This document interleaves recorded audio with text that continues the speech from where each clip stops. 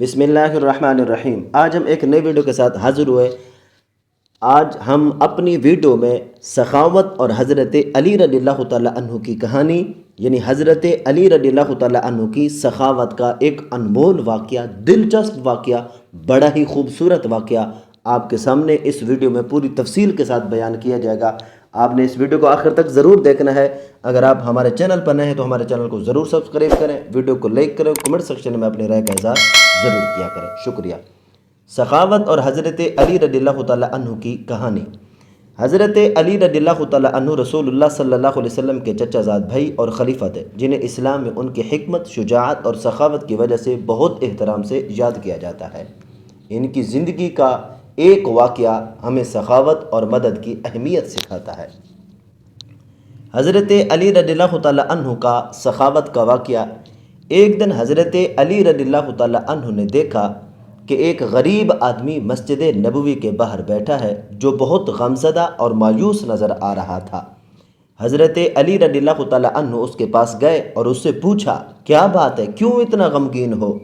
غریب آدمی نے جواب دیا، میں بہت پریشان ہوں، میرے پاس کھانے کے لیے کچھ نہیں ہے اور میری فیملی بھی بھوکی ہے۔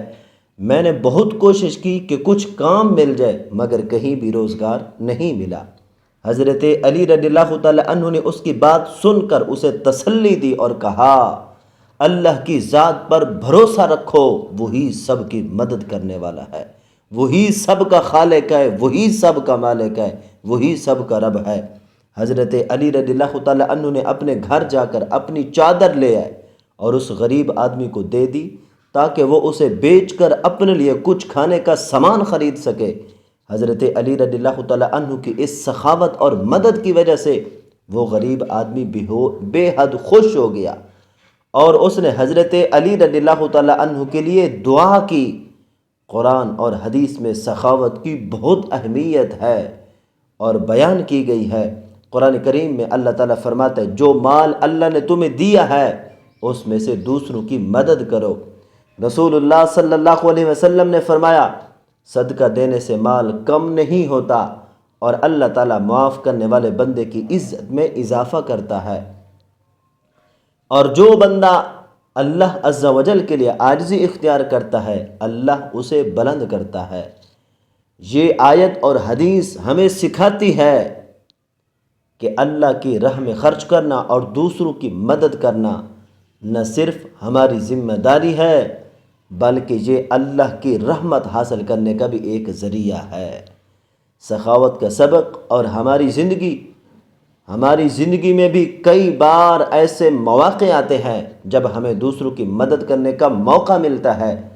ہمیں حضرت علی رضی اللہ تعالیٰ عنہ کی مثال سے سیکھنا چاہیے کہ ہم اپنی استطاعت کے مطابق دوسروں کی مدد کریں اور اللہ کی رحمت حاصل کریں۔ یہ عمل نہ صرف دوسروں کی مدد کرتا ہے بلکہ ہماری زندگی میں برکت اور خوشحالی کا باعث بنتا ہے۔ امید ہے کہ یہ کہانی، یہ واقعہ آپ کو سخاوت اور مدد کی اہمیت کو سمجھنے کا پیغام دے گی اور آپ کو ترغیب دے گی کہ آپ اپنی زندگی میں دوسروں کی مدد کرنے کی کوشش کریں۔ اگر آپ کو بھی موقع ملے تو دوسروں کی مدد ضرور کیا کریں۔ چینل کو ضرور سبسکرائب